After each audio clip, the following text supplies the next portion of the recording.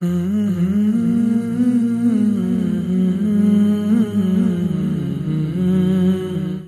يسرنا القرآن للذكر فهل من مدكر ولقد صدقكم الله وعده دا د وحود د شکست تفصیلی وجه الله وی او دا جواب دی دا غوی دی سوال لا چې الله تعالی خو زمونږ سره وعده کړی وي د نصرتو دغه نصرت ولې ونه شو سره دې نه چې وعده شوی و او نصرت را نه دغه نصرت ولې ونه شو الله وی دې کې شک نشته ما وعده کړی و او ښه نصرت مې کړی اول دی جنگ کې تاسو د کافران نزغلول او هغه تاسو نه راښکله او هغه تاسو نه مړه کوله نصرت وشو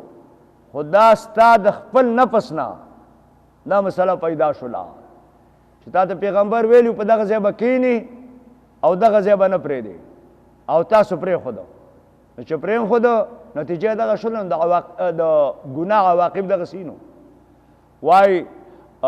ولقد صدقكم الله بشک رښتینې کړه ستاسو الله په خپله وعده کله استحسونهم کله چې تاسو وجل دی لره باذنه په حکم د الله باندې کله چې تاسو دی وجل باذنه معنا د الله په علم سره یا باذنه د هغه په قضا سره دام وجل او حتی تر دې پورې ذا پشلتم کله چې څه شولې تاسو بوزدلی اختیار کړه سستی می اختیار کړه وتنازعتم او خلاف هم شروع کپی الامر په امر د پیغمبر کې هغه ته ویلو دغه ځای به نه پرېږدي امیر د تناری والی نه پرېږدو پیغمبر ته ویلو پرېږدي بیا نه که ما شکست وکړو موږ ټول قتل شو هم نه به پرېږدی او که موږ غلبه وکړه ټول کافر هم قتل کړه یو کافر هم نه وپاتې شوی هم ته به نه راځې څو پورې چې ما نه ویلي چې راشه څه راتلې او وتنازعتم تاسو خلاف وکړه په امر کې وعصیتم خلاف هم وکړه نافرماني مو وکړه من بعد ما رأکم پس د هغه نه چې الله تاسو ته وښوده ما تحبون هغه څه چې تاسو سره مینه لرله هغې ته وښودل نو منکم ځینې په تاسو کې من هغه څوک یرید الدنیا چې هغه وغوښتله دنیا او منکم ځینې په تاسو کې هغه څوک چې هغه وغوښته آخرت ثم صرفکم عنهما او بیا واپس کړئ تاسو دې مشرکینو نه صرفکم ردکم عنهم عن المشرکین تاسو واپس کړئ د مشرکانو نه اولی لیبتلیکم د دې دپاره چې امتحان وکړي په تاسو باندې چې هغه خلک جدا کړي د هغه خلکو نه هغه صابرین جدا کړي د غیر صابرینو نه صابرین جدا کړي د جازعینو او د فریاد کوونکو نه چې هغه جزا پزه کوي د هغو نه جدا کړي لیبتلیکم چې امتحان وکړي په تاسو باندې چې جدا کړي صابرین د غیر صابرینو نه او د جازعینو نه خو زه تښتېدلي وی زه یم پرېښوده د پیغمبر خلاف ورزي م وکړه ولقد عفا عنکم ما معاف کړي استی ولقد لام د تاکید دپاره دی قد د تحقیق دپاره دی عفا صیغه د ماضي ده وای بېشکه بې درته ویمه یقینا عفا عنکم الله تاسو پخوا معاف کړی استی دې ګناه نه مخکې معاف کړي وي پخوا مې معاف کړی استی والله ذو فضل علی المؤمنین الله خاوند د فضل او مالک د فضل د مؤمنانو باندې یو رافضي عبدالله ابن عمر ته ورځي ورته وایي عثمان صاحب چې و دې په هکله څو اعتراضونه کړي دي وایي عثمان صاحب په احد کې تښتېدلی که نه نو عبدالله ابن عمر ورته ویلي او تښتېدلی دی وایي ښه وایي علي صاحب وایي علي صاحب په ځای نه دی تښتېدلی وایي په بدر کې عثمان صاحب و وایي نه او علي صاحب وایي علي صاحب و وایي په بیعت الرضوان کې دغه و ده عثمان صاحب ووایي نه او علي صاحب وایي هغه پکې و وایي زما خبره خلاص شوله دا 3 مقامات دي احد بدر او بیعت الرضوان په دې 3 کې عثمان صاحب په احد کې تښتېدلی علي صاحب نه دی بیعت الرضوان کې عثمان صاحب نشته علي صاحب شته په بدر کې نشته علي صاحب شته دا خبره چې ورته وکړه نو وایي تا خبره وکړله خو اوس زما واوره چې زه څه وایم وایي دا واقعیت دی چې علي صاحب په احد کې نه دی تښتېدلی او عثمان صاحب تښتېدلی دی خو رافضیه الله تعالی وایي ولقد عفا عنکم ما معاف کړي استی نو د الله د خوا نه معاف دی او ته خبیثي نه معاف کې الله ما معاف کړی دی ته نه معاف کې تښتېدلی دی خبیثه تېښته وه وشوله ګناه وه او الله وایي زما د خوا نه معاف دی پخوا مې معاف کړی ستا څه غریب دی پې ستا ګناه یې کړې ده د الله خلاف یې کړی او الله معاف کړی خلاصه ده تی ولې نه معاف کې بیا وایي بدر کې نه و صحیح ده نه و ولې نه و بدر چې نبی علیه السلام ته عثمان صاحب سره روان شو د نبی علیه السلام لور ناجوړه وه او ورته وویلې ته مه ځه او ته زما لور ناجوړه ده د هغه بیبي وه ته به هغې ته ناست نو هغه هلته کېناست دې وجې نه چې کله نبی علیه السلام واپس کېږي د عثمان صاحب بیبي هغه مري مړه شوې ده په دغه کې مړه ده او دې وجې نه بدر ته چې څوک نه دی حاضر شوی په غنیمت کې حصه نشته د عثمان صاحب شته ولې دا په اجازه د پیغمبر ایثار شوی نو هغه خو که حاضر نه و حاضر ځکه سهم یې وله ورکړه په غنیمت کې بیعت الرضوان کې نه و صحیح ده نه و خو ای خبیثه ته زما نه تپوس وکړه چې ولې نه و او دا بیعت الرضوان د چا په سر شروع شوی دی بیعت الرضوان خو د عثمان صاحب د وجې نه شروع شو عثمان صاحب نبی علیه السلام ولیږه مکې ته او مکې والو ته وویل چې موږ راغلي یو عمرې ته زموږ په منځ کې او زموږ په مخ کې خنډ مه واقع کېږئ چې تاسو ولګېږئ او موږ بند کړئ نو دی سفیر ور ولېږه هلته خبر راغی چې عثمان صاحب چې لاړ مکې ته نو دغه ولګېدل مشرکین ولګېد عثمان صاحب یې ایثار کو په شهادت یې ورسو نبی علیه السلام ته خبر راغی د دروغ خبر و چې عثمان صاحب یې شهید کو نبی علیه السلام صحابه راجبه کړه که عثمان صاحب شهید شوی و د عثمان بیعت به اخلو په مرګ به اخلو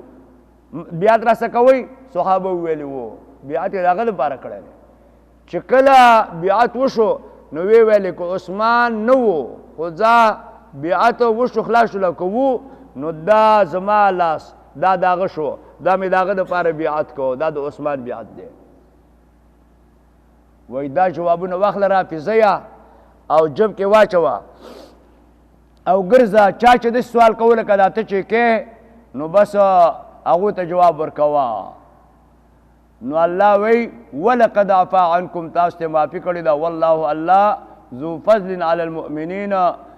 مالک د فضل دی او خاوند د فضل دی په مؤمنانو باندې الله تعالی فضل کوي دا هماغه د احد د شکست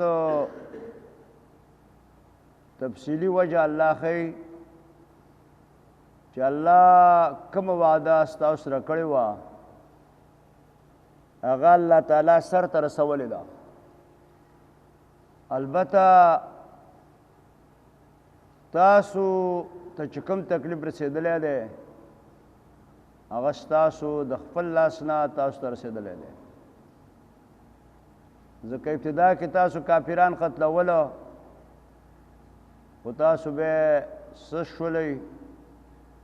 او نظام د یو بل څه شروع کړه او ترک د مرکز هم وکړه هغه مرکز چې نبی علیه السلام تاسو ته ګوته کړی و چې دا مرکز به نه ترکوئ دا به نه پرېږدئ هغه هم پرېښود د هغې د وجې نه تاسو ته شکست میلاو شو او هغه وخت ته ګورئ چې استسعدون کله چې تاسو ختلی پورته غره ته غرو ته روان وئ ولا تلوون علی احد او تاسو نه کېږدل یو کس ته او والرسول نبی علیہ السلام یدعوکم فی اخراکم ناری والی تاسو بللی تاسو لره فی اخراکم ستاسو نرستو پرست ستاسو کې تاسو ته رست چغې والی شاد غاړې نه چغې ته والی چې هلم الیا انا رسول الله زه د الله رسول یم دلته راشئ دلته راشئ دلته راشئ عباد الله دا چغې ته والی او تاسو نه راتلی نو فاصابکم غما بغم لکی لا تحزنوا علی ما فاتکم ولا ما اصابکم دی کې ګورئ څو معنی تاسو ته کومه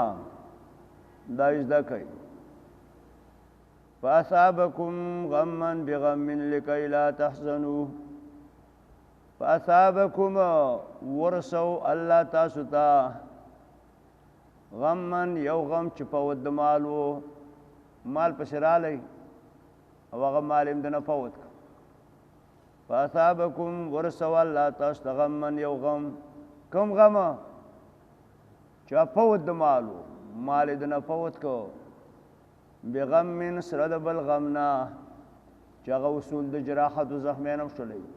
څوک شهیدان شولی څوک زخمیان شولی او دا ولې لکی لا تحزنوا علی ما فاتکم دا لام زائد کئی لکی لا تحزنوا لکی تحزنوا د دې دپاره چې تاسو خفه شئ په هغه څه باندې چې هغه ستاسو نه فوت شو چې مال دی په هغې غمجن شئ خفه شئ ولا ما اصابکم او تاسو خفه شئ په هغه څه باندې چې هغه تاسو ته رسېدلی دی هغه په هغې باندې غمجن شئ په هغې باندې خفه شئ لکی لا تحزنو د دې دپاره لام زائد کئ لکی تحزنو د دې دپاره چې تاسو غمجن شئ او خفه شئ پریشانه شئ په هغه مال چې فوت شوی دی ستاسو نه ولا ما اصابکم او تاسو غمجن شئ په هغه څه باندې په هغه مصیبتونو باندې او په هغه تکالیفو باندې چې هغه تاسو ته رسېږي او رسېدلی تاسو ته چې هغه اصول د جراحت دی زخمونو باندې خفه شئ دا یوه معنا ده او دویمه معنا داسې وکئ فاصابکم ورسو تاسو ته غمن یو غم چې په ود د مال دی تاسو ته یو غم ورسو چې هغه شی دی په ود د مال دی فاصابکم ورسول تاسو ته غمن یو غم چې په ود د مال دی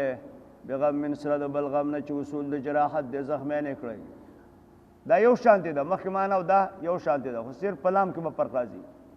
نو ورسو الله تاسو ته غمن یو غم چې په ود د مال دی په ود د مال دی بغم سره د بل غم نه چې هغه اصول د جراحت دی لکی لا تحزنوا د دې دپاره چې تاسو غمجن نه شئ لکی لا لام په خپله معنا کوي لکی لا د دې دپاره چې تاسو غمجن نه شئ او تاسو خفه نه شئ په هغه څه باندې چې هغه فوت شوی دی ستاسو نه چې مال دی ولا ما اصابکم نه په هغه شي باندې چې هغه رسېدلی دی تاسو ته چې هغه اصول د جراحت دی په دې خفه نه شئ نو فاصابکم ورسو الله تاسو ته غمن یو غم چې هغه په ود د مال دی بغم سره د بل غم نه چې اصول د جراحت دی لکی لا تحزنوا د دې دپاره چې تاسو غمجن نه شئ لکی لا تحزنو د دې دپاره چې تاسو نه غمجن کېږئ علی ما په هغه مال باندې فاتکم چې هغه فوت کېږي ستاسو نه په آینده زمانه کې کوم مال چې هغه ستاسو نه په آینده زمانه کې فوت کېږي په هغې به بیا خفه نیستی او کوم جراحتونه چې تاسو ته په آینده زمانه کې رسېږي په هغې به بیا خفه کېږئ نه غمجن کېږئ نو په معنا باندې پوهېږئ لکی لا تحزنو چې تاسو غمجن نه شئ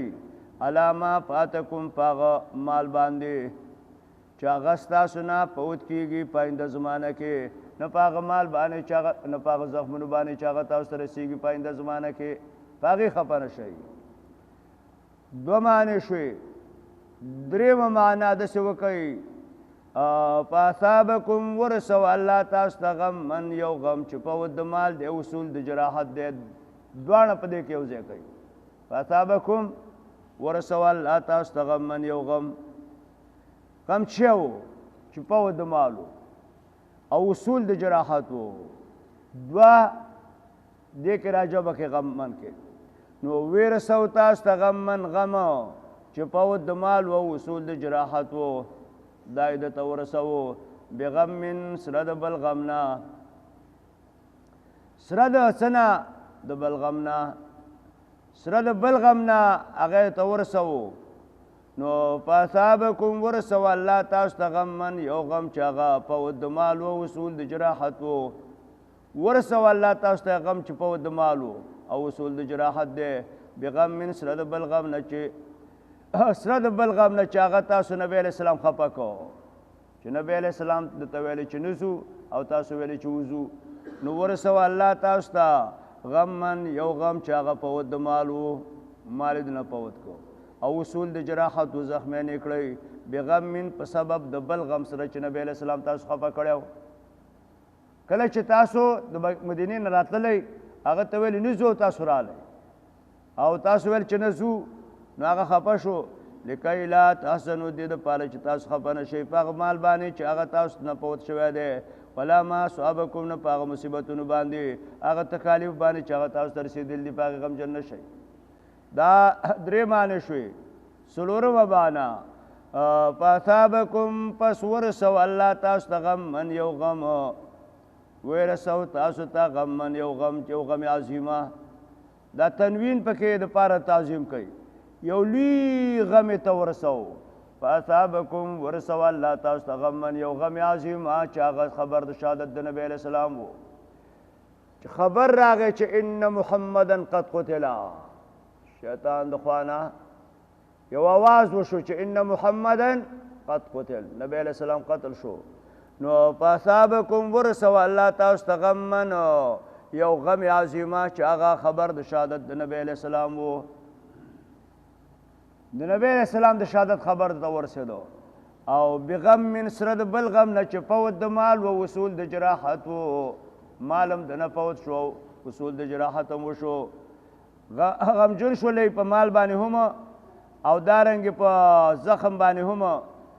نو فاصابکم ورسو الله تاسو ته غم من یو غم عظیمه یو غم عظیمه چې هغه خبر د چاو د شهادت د نبی علیہ السلام و بغم من سره د بل غم نه چې هغه فوت د مال او اصول د جراحت و لکای لا تحزنوا دې دپاره چې تاسو غمجن نه شئ علی ما په هغه څه باندې فاتکم چې هغه تاسو نه فوت شوی دی ولا ما نه په هغه مصیبت باندې چې هغه تاسو ته رسېدلی دی په وخت د تکذیب د خبر د شهادت د نبی علیہ السلام کې کله چې د نبی علیہ السلام د شهادت خبر د هغې تکذیب وشو چې هغه خو نه دی وفات شوی نه دی شهید شوی نو بس د دوی نه هر څه خپل زخمونه هم ترې نه هیر شو هغه مال هم ترې نه څه شو هیر شو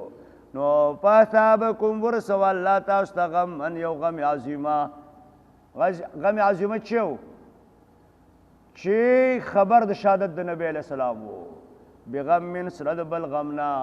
چې مال هم د نه فوت شو او زخمیان هم شولی او لکای لا تحزنوا چې تاسو غمجن نه شئ علی ما په هغه باندې په هغه مال باندې چې هغه فوت شوی دی ستاسو نه او نه په هغه تکالیف باندې او په هغه زخمونو چې هغه تاسو ته رسېدلي دي کله په وخت د تکذیب د خبرو د شهادت د نبی علیہ السلام کې کله چې د هغه د خبر د شهادت تکذیب وشو چې هغه دروغ دی هغه خو جوړ دی هغه خو نه دی شهید شوی نو بس د دوی نه هغه غمونه ټول څه شلو پورته شلو والله الله چې دی خبیر بما تعملون دا خبردار دی په هغه اعمالو باندې چې تاسو کوئ او ثم انزل عليكم من بعد الغم امنة نعاسا يغشى طائفة منكم او ثم انزل عليكم ثم انزل بیراولیګ الله علیکم په تاسو باندې راویلیګ په تاسو باندې من بعد الغم رسل تکلیف نامنه امنه تاسو ته امن راولیګو چې هغه څه وه نعاسن چې هغه خوب د باندې راغی او یغشا طائفة منکم پټولی و طائفه ستاسو نه خوب د باندې راغی دا ډېر لوی جرأت دی خوب په جهاد کې یو سړی د ډزې په منځ کې ناست دی ودی او خوب ورځي دا ډېر لوی مطمئن سړی دی او سړي ته د تورو شرنګارې اوري او د غشو اوازونه اوري او دا ودی او دا وده کېږي په دې حالت کې وده کېږي نو دا ډېر لوی جرأت او لوی اطمینان دی نو وایي خوب په جهاد کې او خوب د ډس په وخت کې خوب د تورې د شرنګېدلو په وخت کې سړي له ورتګ دا رحماني خوب دی دا الهي خوب دی خوب په مانځه کې سړی ودی داسې درس کې ودی دا شیطاني خوب دی دا شیطان سړی دغه کوي دا نو وایي دا الله خپل نعمت شماري چې تاسو باندې ما نعمت وکړ جنګ کې خوب دا خوب دا مقصد دا د سړي له نه ورځي وایي ثم انزل علیکم او بیا راولېږه الله په تاسو باندې من بعد الغم وروسته د غم نه امنه نعاسا چې هغه خوب و خوب یې د باندې راولېږه دا طلحه صاحب وایي زه په دې کسانو کې وم چې ما باندې خوب راغی څو ځله زما د لاسه توره ولیدله وده به شو به ولاړ به ومه توره به یم خوځولو شرنګار یې خوته خلک دغسې قتلېدله او زما په لاس کې توره وسته به رانه ولیدله خوب به راغی او یخشا طائفة منکم پټولی یوه ډله ستاسو نه و طائفة بله ډله وه قد اهمتهم انفسهم چې په تکلیف کې غورځولي وو هغو لره نفسونه دی ډېر غمجن و او ډېر خفه و پریشانه و یظنون بالله غیر الحق کول یې په الله باندې ناروا ګمانونه ظن الجاهلیه هغه د جاهلیت ګمانونه یې کولو وای معتب ابن قشیر یو منافق و او هغه دا چغې والي چې هل لنا من الامر شی زمونږ خبره څوک مني خبره راله چا نه منله ګنې موږ خو مخکې نارې وکړو چې مدینې نه راونه وځئ او مدینه ټینګه کوي او مدینې کې اوسېږئ نو هل لنا من الامر شی طلحه صاحب وایي زما نه به توره ولیدله او خوب به راغی او بیرته به دې چغې راایښ کړم چې هل لنا من الامر شی ما چې پام که دا ماتب ابن قشیر و اختیار څوک نه راکوي نو وایي وطائفة بله ډله وه چې په تکلیف کې غورځولي وو هغو لره نفسونو د یظنونه کولې په الله باندې ناروا ګمانونه ظن الجاهلیه چې هغه ګمان د جاهلیت و یقولون ویلې به هل لنا من الامر من شیء څه شته دی زموږ دپاره د اختیار نه څه شی موږ ته چا اختیار راکړی موږ ته چا واک راکړه خو موږ له څوک واک نه راکوي ګنې که چېرته موږ له چا واک راکړی وی دلته به دا خلک ولې مړه کېدلی نو قلت ورته وویه وان الامر كله لله ان الامر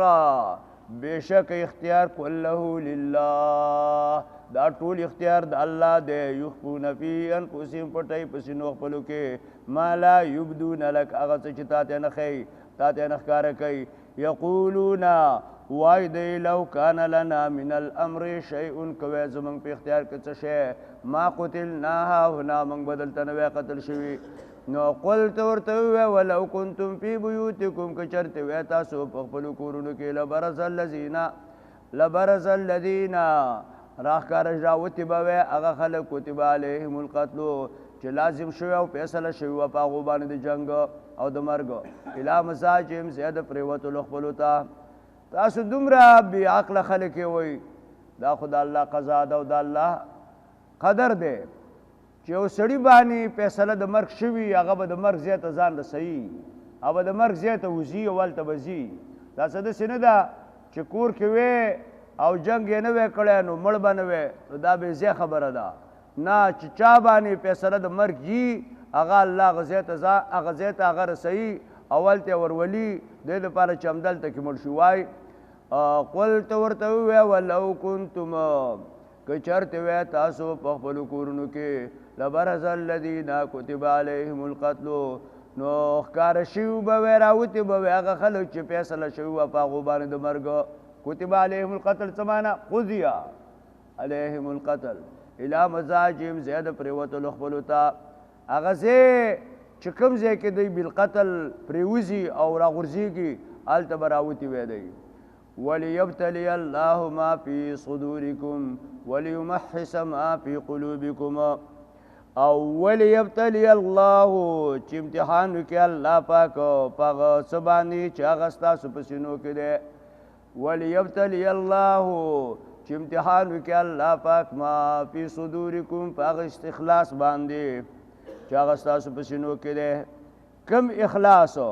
چې هغه ستاسو په سینو کې دی هغه الله ښکاره کوو او هغې باندې الله امتحان کو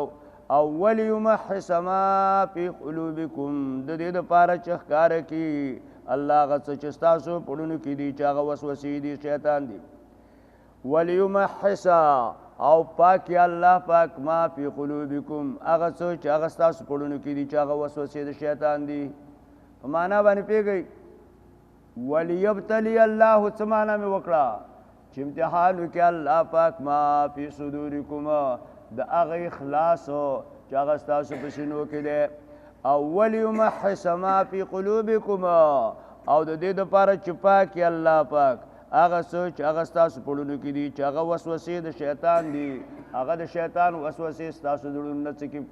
لرې کړي او ستاسو زړونه صفا کړي او ستاسو زړونه پاک کړي نو وليمحص د دې دپاره چې پاکي الله پاک او خالص کړي الله پاک او پاکي الله پاک ما فی قلوبکم هغه وسوسې چې هغه ستاسو په زړونو کې دي یو معنا یا بله معنا داسې وکړئ وليمحص چې پاکي الله پاک هغه چې ستاسو په زړونو کې دي چې هغه شک دی او ریب دی چې هغه الله پاک به تاسو ته هغه سرائرو هغه رازونه هغه د منافقانو وښیي او هغې کې عجیبه سرائر دي عجیبه رازونه دي به تښکاره کړي چې دا منافق او دا بیمانه دا سره د بیمانۍ نه دلته راغلی و او ستاسو نه بیرته واپس شو وليمحص چې ظاهر کې الله پاک یمحص معنا وکړئ وليمحص معنا پاکیا یا د دې دپاره چې ظاهر کې الله پاک ښکاره کې الله پاک ما فی قلوبکم هغه شکونه هغه ریب چې هغه ستاسو په زړونو کې دی هغه ریب او هغه کم شک و اشتباه چې هغه ستاسو په زړونو کې دی والله هغه الله ښکاره کړي وليمحص چې ظاهر کې الله پاک ما فی قلوبکم هغه چې ستاسو په زړونو کې دی چې هغه شک دی شکوک دي هغه ښکاره کړي والله علیم بذات الصدور الله پوهه دی په پټو رازونو د سینو باندې او ان الذین خلق تولوا منکم چې هغه واخوتل ستاسو نه په هغه ورځ باندې چې یو ځای شولې دوه لښکرې انما استزلهم الشیطان بېشکه خویولي دي دوی لره شیطان ببعض ما کسبو بعضې ګناهونو باندې خو ولقد عفا الله بېشکه معافي کړې ده الله پاک دوی ته ان الله بېشکه الله غفور حلیم دا بخشش کوونکی دی حلیم صابر دی یا ایها الذین آمنوا لا تکونوا کالذین کفروا یا ایها الذین آمنوا د ایمان خاوندانو لا تکونوا مکېږئ تاسو کالذین په شان دا خلکو کفرو چا کافران دي وقالو وی ویلې لاخوانهم په هغه د خپل ورونو کې اذا ضربوا کله چې هغوی سفر کوي په ځمکه کې او کانو غزن یا غازیان وي د خپل ورونو په هکله چې هغوی سفر ته لاړ شي او په سفر کې مړه شي او کانو غزن یا غزا ته لاړ شي په غزا کې قتل شي نو څه وایي دا مقوله د قالو دپاره ده لو کانو عندنا ما ماتو که دی دې سفر ته نه وی تلي دی به مړه شوي نه وی وما قتلو که دغې غزا ته نه وی تلي نو دی به قتل شوي نه وی که دی دغه سفر باندې نه وی تلي مړه شوي به نه وی او که دغې غزا ته نه وی تلي قتل شوي به نه وی نو وایي الله خپلو مؤمنانو ته وی مؤمنانو دا خبرې به نه کوئ او د دې خلکو غوندې به نه جوړېږئ چې هغه څوک سفر ته لاړ شي او مړ شوی که دا سفر ته نه وی تلی مړ به نه وی که جنگ ته نه وی تلی مړ به نه وی دا خبرې مه کوئ یا ایها الذین آمنوا ای مؤمنانو لا تکونو مه جوړېږئ کالذین په شان دا خلکو کفرو چې کافران دي وقالو وایي لاخوانهم په هغه د خپلو ورونو کې څه وایي اذا ضربوا کله چې دی سفر کوي فی الارض په ځمکه کې سفر کوي او مړه شي او کانو غزن یا غازین غزا ته لاړ شي او هغه کې قتل شي نو دی وایي په هغه د خپلو ورونو کې لو کانو عندنا ما ماتو که دی دلته پاتې وی او تلي نه وی د سفر ته دی به مړه نه وی وما قتلو او که د غزا ته نه وی تلي دی به قتل شوي نه وی نو دا لو مه استعمالوئ کلمه د لو دې نه منه راغلې ده کلمه د لو استعمالول که داسې مې نه وی کړي داسې به نه وی یو اسباب لټول دي اسباب یو سړی دی مریض شو بیمار شو نو ستا باندې دا لازمه ده چې دا مریض اسپتال ته ویسي دې مریض له ډاکټر راولې دې مریض له دوايي واخلې د له علاج وکړي دا په تا باندې لازمه ده خو کله چې دا سړی ته اسپتال ته وي هغه خپل وس دې ورسو سر ته ورسو البته هغه په حق باندې ورسېدو نو بیا ته دا افسوس کې چې را ریډیټر ته مې وړی وی هلته مې له علاج کړی وی هلته کې ښه ډاکټران دي غټ ډاکټران دي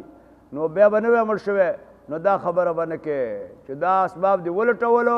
سره د اسبابو نه هغه د الله فیصله واقع شوله نو دغسې به قدر الله ما شاء ما شاء کان وما لم یشاء لم یکن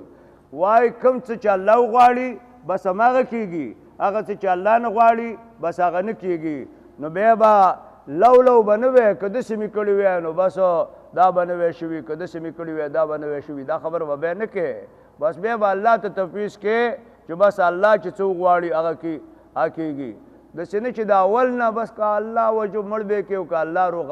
روغ به کې نه له ډاکټر راولم او نه ډاکټر لزما او بس په الله مې توکل دی دا خطا ده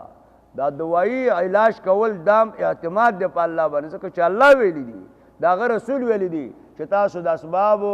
دغه کوئ نو هغه اسباب چې هغه شریعت اجازه ورکړي هغه به سړی لټوي هغه اسباب چې هلته کې شریعت اجازه نه وي ورکړي هغه سړی نه لټوي کوم اسباب دوی باندې شریعت اجازه ورکړې ده چې هر مرض هر بیماری د دې دپاره الله پاک دوايي پیدا کړې ده د هر بیماری دوايي شته دی نو بس دغه ډاکټران دي ورځوله ممکن چې تا ته هغه دوايي چې هغه الله په دې باندې رغوي هغه در وښیي او بس په هغې باندې د هغه قلم وخځېږي او هغه ولیکي او ته پې ښه شي ممکن چې ښه نه شي او الله فیصله دا کړي چې دا په دې دوايي باندې دا دوايي هم د دې مرض دوايي ده البته ستا فیصله هم دا ده چې تر دې وخته پورې وي ته به اوس د منځه ځې نو دغه اسباب به سړی استعمالوي کوم چې معزون اسباب دي او کوم چې غیر معزون دي اجازه کې نشته دی لکه دا ښځې ټوله ورځې روانې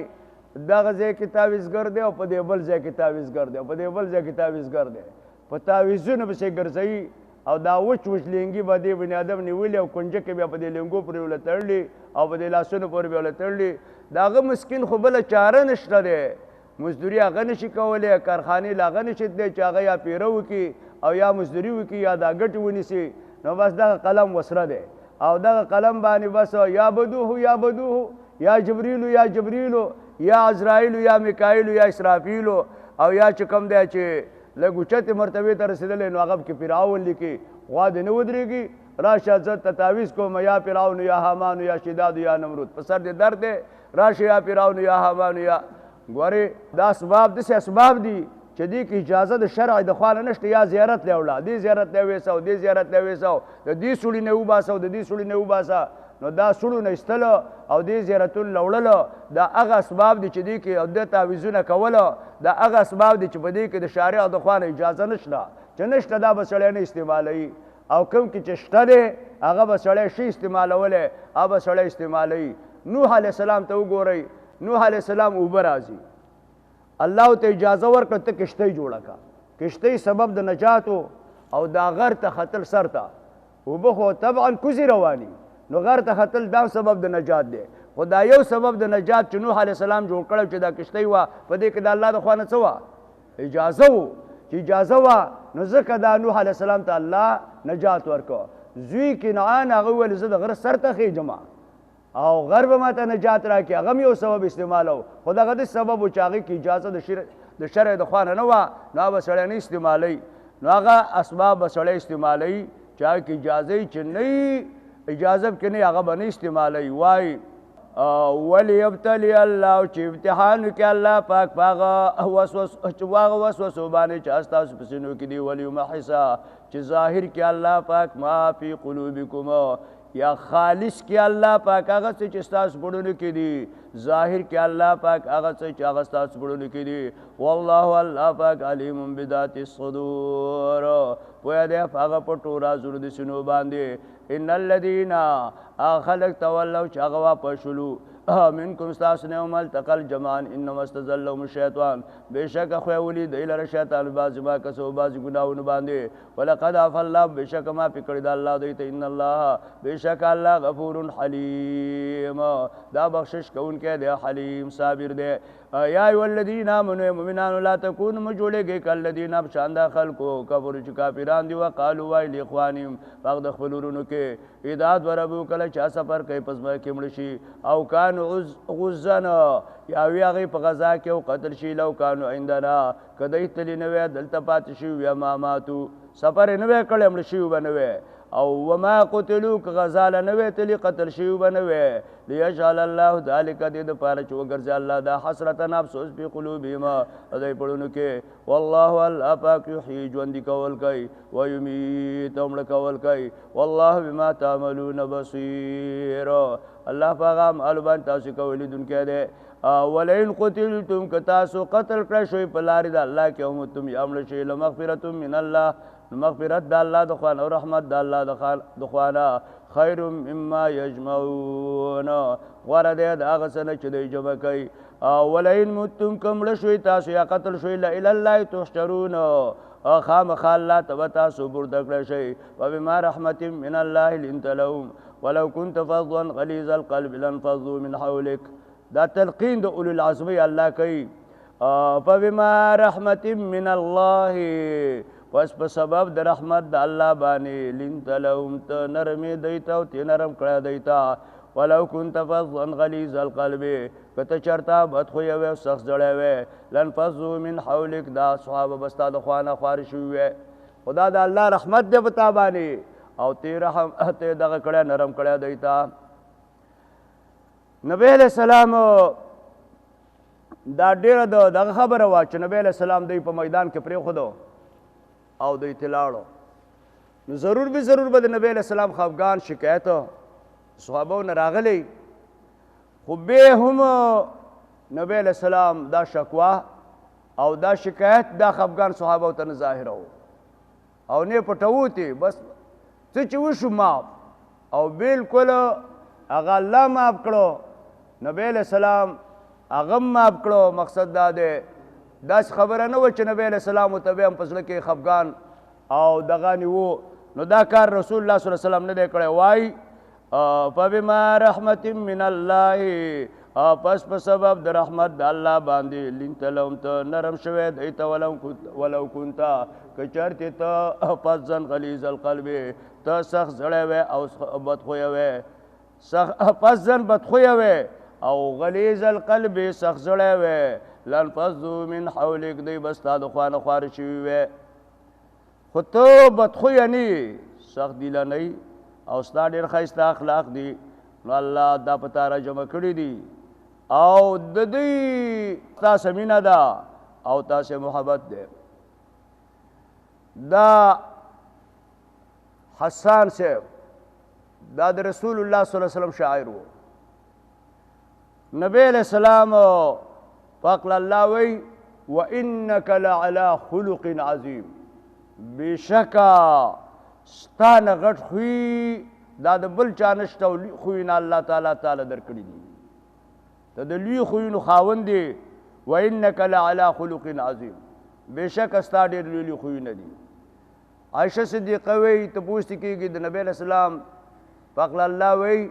چې وانک لعلی خلق عظیم نبی علیہ السلام خویونه څه نو هغه ورته وی د هغه خوی قرآن و بس قرآن چې څه وایي هماغه کوي د قرآن نه یو خلاف هم نه کوي حسان صاحب به نبی علیہ السلام ته ویلي او شعر به ویلی به احسن منک لم تر قط عینی واجمل منک لم تلد النساء د الله رسوله ستانه ښایسته سړی ما د الله په دنیا کې نه دی لیدلی دا ټوله دنیا چې دا ما څومره لیدلې ده او دا څومره خلک چې دا خلک ما لیدلي دي نو ستانه ښایسته سړی پکې ما نه دی لیدلی وایي واحسن منک لم تر قط عینی واجمل منک لم تلد النساء او ستانه ښایسته سړی کمې زنانه زېږولی نه دی داسې ښایسته سړی لکه ته دا د کمې زنانه نه پیدا نه دی وایي خلقت مبرئا من كل عیب كأنك قد خلقت كما تشاء تو الله تعالی د هر عیب نه پیدا کړی او عیب تا کې نشته دی او الله ته پاک کړی د عیوبو د نقصانونو نه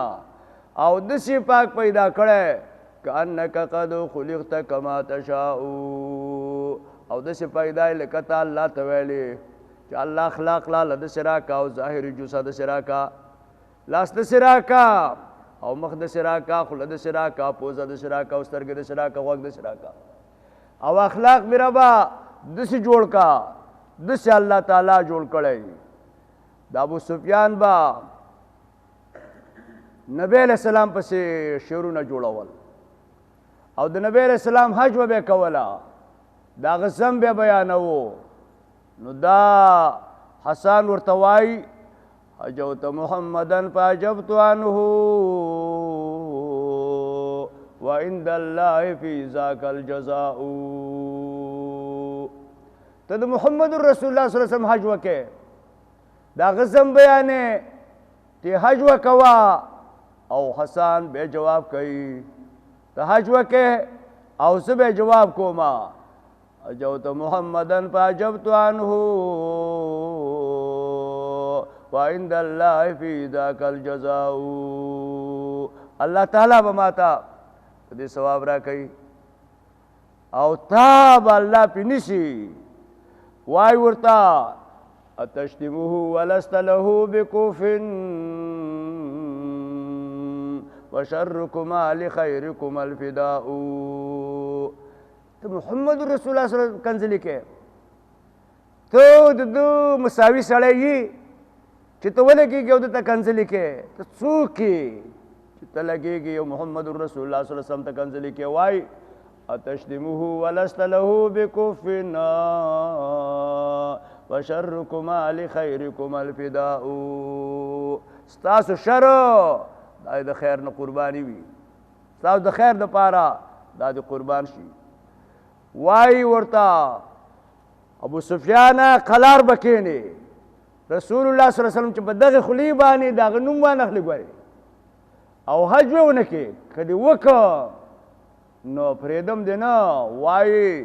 لسانی صارم لا عیب فیه وبحری لا تقدره الدلاء زما ژبه ګوري توره ده توره او دی توري باندې دی بیا وامه دی که څه عیب نقصان کوږوالی دا پکې نشته دی لساني صارم لا عیب فیه وبحری لا تقدره الدلاء زه د شعر سمندر یم او د شعر دریب یم درې په بوکو باندې نه خړ کېږي بوکه ترې راوباسه دا خړوالی نه قبلی نو زه به شعرونه ویمه البته د شعر د وجې نه په ما کې د شعر کم ضعف او کمزوري دا نه راځي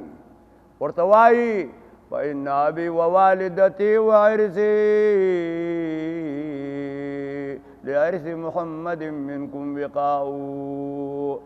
زما پلار زما مورو زما عزتو زما ارڅ دي قربان د محمد رسول الله صلی الله علیه وسلم نه وای فإن أبي ووالدتي وعرسي لعرس محمد منكم بقاء دا د محمد رسول الله صلی الله علیه وسلم د عزت نه قربانی بس ارڅ قربانی ورکوما نو الله وی دا د الله رحمت دی فبما رحمت من الله پس په سبب د رحمت د الله باندې دا د الله رحمت دی چې دا رحمت یې په تا باندې کړی دی لنت لهم تی نرم کړی دی تا او ولو كنت فظا غلیظ القلب کته چرته بدخویه او سخت دله وی لانفضوا من حولک دا ټول بس تا د خوا نه خوارې شوي وی فعفو خیر که تښتېدلي هم دي تېښته کړې ده او تی پریښې نو ته معافي کوه دوی ته استغفار غواړه دوی دپاره د الله نه وشاورهم فی الامر شاید چې د رسول الله صلی الله علیه وسلم زړه کې به دا راغلي چې آینده دپاره به زه د دې مشوره ونه کوم. ځکه ما ورته ویلې مدینې کې به کینو، د مدینې ته که دا کافر راله نو په دې کوڅو سرونو کې به ورسه موږ جنګېږو، واړه زنانه دا به د پاسه د کورونو د چتونو نه په کمرو باندې ولي او دا به مردار کړي، مړه به یې کړي او لاندې کوڅو کې به جنګ موږ وکړو. نو او هغوی ویل چې نه موږ ځو وځو وخود ته ځو، مخې ته ورځو. نو بیا به د دوی څه مشوره نه کومه. نو الله ورته وایي وشاورهم مشورې کوه د دوی سره په د دین په کارونو کې، فی الامر د دین په کارونو کې، امور د دین او کاغه د دنیا کارونه که د دین کارونه خو مشوره به وسکې، بغیر د مشورې د دوی نه کار باندې فیصله مه کوه. مشورې کې ډېر دغی دا خوبیني ګورې که یو سړی ووایي چې دا کار به تاسو داسې کوئ زما دریا برابر، هغه که ښه نتیجه ورکړي خو ښه شوله، که بده نتیجه ورکړي دا ټول خلک به وایي دا د ده د لاسه. او کله چې ټول نه مشوره واخلي او نقصان تاوان ورسېږي وایي زه د ټولو مشوره وه یو بل باندې داغ نه لګوي چې هلکه دا ستا خبره وه او دا ستا خبره وه. نو د مشورې خبره هغه که تاوان وي ټولو ته یو شانتې متوجي، که د تاوان خبره وي که د ګټې خبره وي هم ټولو ته یو شانتې متوجي.